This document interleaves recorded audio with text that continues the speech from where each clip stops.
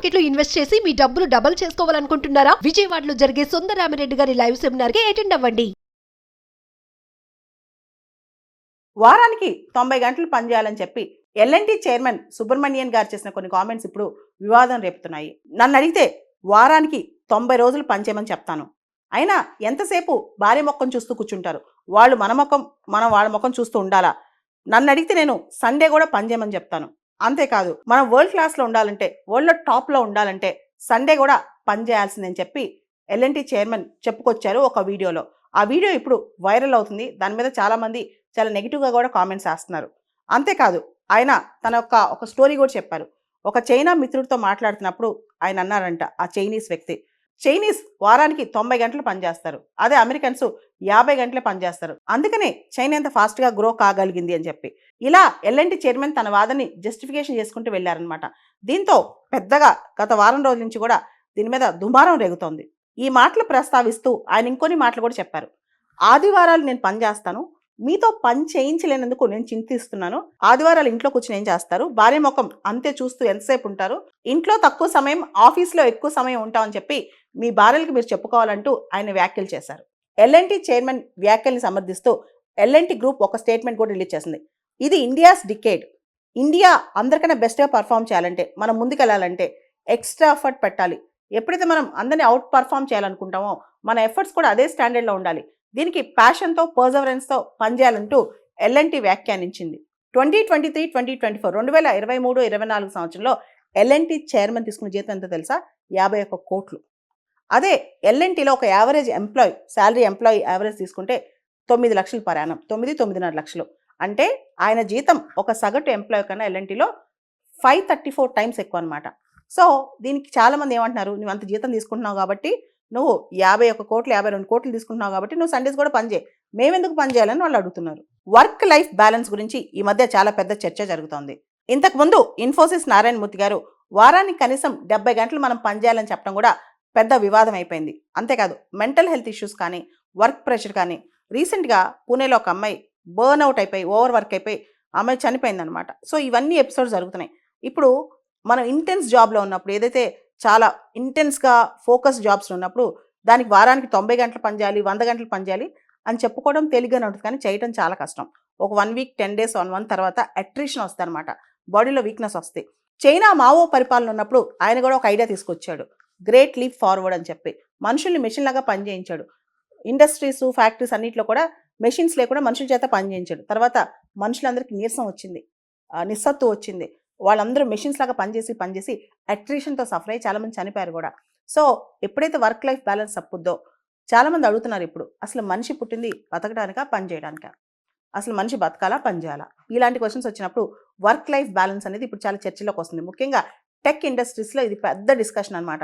ఇప్పుడు government offices అనుకుందాం, అక్కడ ప్రాపర్గా హాలిడేస్ కానీ, ప్రాపర్గా వర్కింగ్ అవర్స్ ఉంటాయి. కానీ టెక్ లైఫ్లో, ఏదైతే టెక్నాలజీ కంపెనీస్ ఉన్నాయో ఆ లైఫ్లో ఓవర్ వర్క్ అనేది చాలా పొగుడుతున్నారనమాట.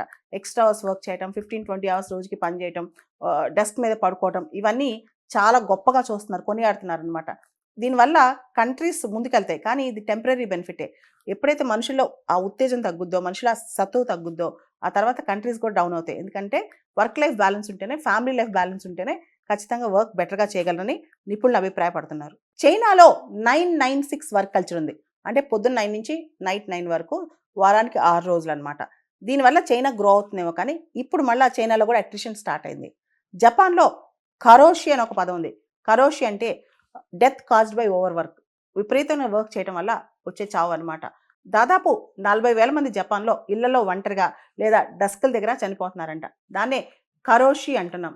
ఓ పక్క వర్క్ కల్చర్ గ్లోరిఫై అవుతుంది, ఇంకో పక్క ఫ్యామిలీ టైం, ఫ్యామిలీ కల్చర్ అనేది డిప్లీట్ అవుతుంది. దీనివల్ల పెళ్ళిళ్ళు చేసుకోకపోవటం, పిల్లలను కనలేకపోవటం, దాంతో పాపులేషన్ కూడా చాలా దేశాల్లో, జపాన్ కానీ, సౌత్ కొరియా కానీ, ఇలా చాలా దేశాల్లో పాపులేషన్ కూడా తగ్గుతుంది, జనాలు తగ్గుతున్నాయి.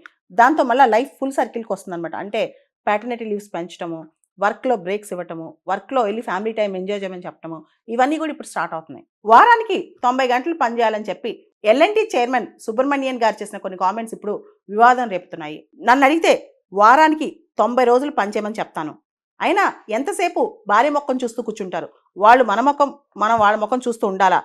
నన్ను అడిగితే నేను సండే కూడా పనిచేయమని చెప్తాను. అంతేకాదు మనం వరల్డ్ క్లాస్లో ఉండాలంటే, వరల్డ్లో టాప్లో ఉండాలంటే సండే కూడా పని చేయాల్సిందని చెప్పి ఎల్ఎన్టీ చైర్మన్ చెప్పుకొచ్చారు ఒక వీడియోలో. ఆ వీడియో ఇప్పుడు వైరల్ అవుతుంది. దాని మీద చాలామంది చాలా నెగిటివ్గా కూడా కామెంట్స్ వేస్తున్నారు. అంతేకాదు ఆయన తన ఒక స్టోరీ కూడా చెప్పారు. ఒక చైనా మిత్రుడితో మాట్లాడుతున్నప్పుడు ఆయన అన్నారంట, ఆ చైనీస్ వ్యక్తి, చైనీస్ వారానికి 90 గంటలు పనిచేస్తారు, అదే అమెరికన్స్ 50 గంటలే పనిచేస్తారు, అందుకనే చైనా ఎంత ఫాస్ట్గా గ్రో కాగలిగింది అని చెప్పి ఇలా ఎల్ఎన్టీ చైర్మన్ తన వాదనని జస్టిఫికేషన్ చేసుకుంటూ వెళ్ళారనమాట. దీంతో పెద్దగా గత వారం రోజుల నుంచి కూడా దీని మీద దుమారం రేగుతోంది. ఈ మాటలు ప్రస్తావిస్తూ ఆయన ఇంకొన్ని మాటలు కూడా చెప్పారు. ఆదివారాలు నేను పని చేస్తాను, మీతో పని చేయించలేనందుకు నేను చింతిస్తున్నాను. ఆదివారాలు ఇంట్లో కూర్చొని ఏం చేస్తారు, భార్య ముఖం అంతే చూస్తూ ఎంతసేపు ఉంటారు, ఇంట్లో తక్కువ సమయం ఆఫీస్లో ఎక్కువ సమయం ఉంటామని చెప్పి మీ భార్యలకు మీరు చెప్పుకోవాలంటూ ఆయన వ్యాఖ్యలు చేశారు. ఎల్ఎన్టీ చైర్మన్ వ్యాఖ్యల్ని సమర్థిస్తూ ఎల్ఎన్టీ గ్రూప్ ఒక స్టేట్మెంట్ కూడా రిలీజ్ చేసింది.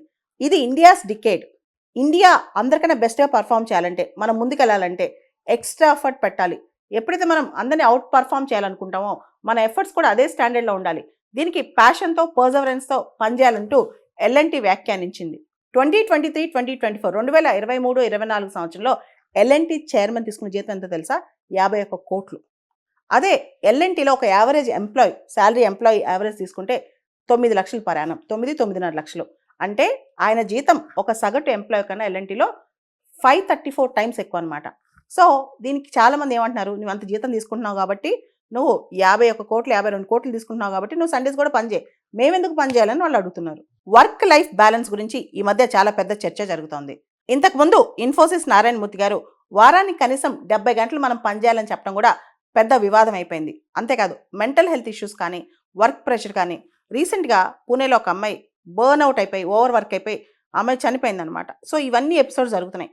ఇప్పుడు మనం ఇంటెన్స్ జాబ్లో ఉన్నప్పుడు, ఏదైతే చాలా ఇంటెన్స్గా ఫోకస్ జాబ్స్లో ఉన్నప్పుడు దానికి వారానికి 90 గంటలు పనిచేయాలి, 100 గంటలు పనిచేయాలి అని చెప్పుకోవడం తేలిగ్గానే ఉంటుంది, కానీ చేయడం చాలా కష్టం. ఒక 1 వీక్ 10 డేస్ 1 మంత్ తర్వాత అట్రిషన్ వస్తుంది అనమాట, బాడీలో వీక్నెస్ వస్తాయి. చైనా మావో పరిపాలన ఉన్నప్పుడు ఆయన కూడా ఒక ఐడియా తీసుకొచ్చాడు, గ్రేట్ లీప్ ఫార్వర్డ్ అని చెప్పి మనుషుల్ని మెషిన్ లాగా పనిచేయించాడు. ఇండస్ట్రీస్, ఫ్యాక్టరీస్ అన్నింటిలో కూడా మెషిన్స్ లేకుండా మనుషుల చేత పనిచేయించాడు. తర్వాత మనుషులందరికీ నీరసం వచ్చింది, నిస్సత్తు వచ్చింది. వాళ్ళందరూ మెషిన్స్ లాగా పనిచేసి అట్రిషన్తో సఫర్ అయ్యి చాలామంది చనిపోయారు కూడా.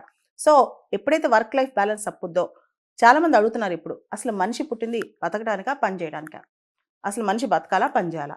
ఇలాంటి క్వశ్చన్స్ వచ్చినప్పుడు వర్క్ లైఫ్ బ్యాలెన్స్ అనేది ఇప్పుడు చాలా చర్చలోకి వస్తుంది. ముఖ్యంగా టెక్ ఇండస్ట్రీస్లో ఇది పెద్ద డిస్కషన్ అనమాట. ఇప్పుడు గవర్నమెంట్ ఆఫీసెస్ అనుకుందాం, అక్కడ ప్రాపర్గా హాలిడేస్ కానీ ప్రాపర్గా వర్కింగ్ అవర్స్ ఉంటాయి. కానీ టెక్ లైఫ్లో ఏదైతే టెక్నాలజీ కంపెనీస్ ఉన్నాయో ఆ లైఫ్లో ఓవర్ వర్క్ అనేది చాలా పొగుడుతున్నారనమాట. ఎక్స్ట్రా అవర్స్ వర్క్ చేయటం, 15-20 అవర్స్ రోజుకి పని చేయటం, డెస్క్ మీద పడుకోవటం, ఇవన్నీ చాలా గొప్పగా చూస్తున్నారు, కొనియాడుతున్నారు అనమాట. దీనివల్ల కంట్రీస్ ముందుకెళ్తాయి, కానీ ఇది టెంపరీ బెనిఫిటే. ఎప్పుడైతే మనుషుల్లో ఆ ఉత్తేజం తగ్గుద్దో, మనుషుల సత్తువ తగ్గుద్దో, ఆ తర్వాత కంట్రీస్ కూడా డౌన్ అవుతాయి. ఎందుకంటే వర్క్ లైఫ్ బ్యాలెన్స్ ఉంటేనే, ఫ్యామిలీ లైఫ్ బ్యాలెన్స్ ఉంటేనే ఖచ్చితంగా వర్క్ బెటర్గా చేయగలరని నిపుణులు అభిప్రాయపడుతున్నారు. చైనాలో 996 వర్క్ కల్చర్ ఉంది. అంటే పొద్దున్న 9 నుంచి నైట్ 9 వరకు, వారానికి 6 రోజులు అనమాట. దీనివల్ల చైనా గ్రో అవుతుందేమో, కానీ ఇప్పుడు మళ్ళీ చైనాలో కూడా అట్రిషన్ స్టార్ట్ అయింది. జపాన్లో కరోషి అని ఒక పదం ఉంది.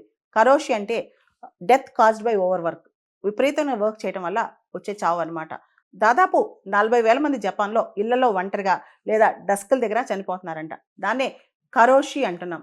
ఓ పక్క వర్క్ కల్చర్ గ్లోరిఫై అవుతుంది, ఇంకో పక్క ఫ్యామిలీ టైం, ఫ్యామిలీ కల్చర్ అనేది డిప్లీట్ అవుతుంది. దీనివల్ల పెళ్ళిళ్ళు చేసుకోకపోవటం, పిల్లలను కనలేకపోవటం, దాంతో పాపులేషన్ కూడా చాలా దేశాల్లో, జపాన్ కానీ సౌత్ కొరియా కానీ ఇలా చాలా దేశాల్లో పాపులేషన్ కూడా తగ్గుతుంది, జనాలు తగ్గుతున్నాయి. దాంతో మళ్ళీ లైఫ్ ఫుల్ సర్కిల్కి వస్తుంది అనమాట. అంటే ప్యాటర్నిటీ లీవ్స్ పెంచడము, వర్క్లో బ్రేక్స్ ఇవ్వటము, వర్క్లో వెళ్ళి ఫ్యామిలీ టైం ఎంజాయ్ చేయమని చెప్పటము, ఇవన్నీ కూడా ఇప్పుడు స్టార్ట్ అవుతున్నాయి. హాయ్. మొట్టమొదటిసారిగా మన విజయవాడలో క్లాస్ రూమ్ ట్రైనింగ్ అండి, 1 డే క్లాస్ రూమ్ ఎన్విరాన్మెంట్లో ఆఫ్లైన్ వెబినార్ జరగబోతుంది. అండ్ ఇంట్రెస్ట్ ఉన్న పార్టిసిపెంట్స్ ఈ కింద స్కూల్ అవుతున్న నెంబర్కి రింగ్ చేసుకొని సీట్ బుక్ చేసుకోండి. దీంట్లో ETFs, index funds and mutual funds మీద completely and hand holding experience మీకు ప్రొవైడ్ చేయబడుతుంది.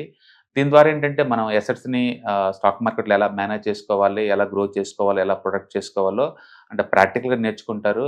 అండ్ మీ ఇప్పటి వరకు మనం ఆన్లైన్లోనే మీరు అటెండ్ అవుతున్నారు. ఇక నుంచి మీరు మన విజయవాడ సిటీలోనే అండ్ లైవ్లో క్లాస్ రూమ్ ఎన్విరాన్మెంట్లో నేర్చుకునే ఛాన్స్ దొరుకుతుంది. కాబట్టి ఇంట్రెస్ట్ ఉన్న పార్టిసిపెంట్స్ కింద స్క్రోల్ అవుతున్న నెంబర్కి పింగ్ చేసి సీటు రిజర్వ్ చేసుకోండి. Thank you.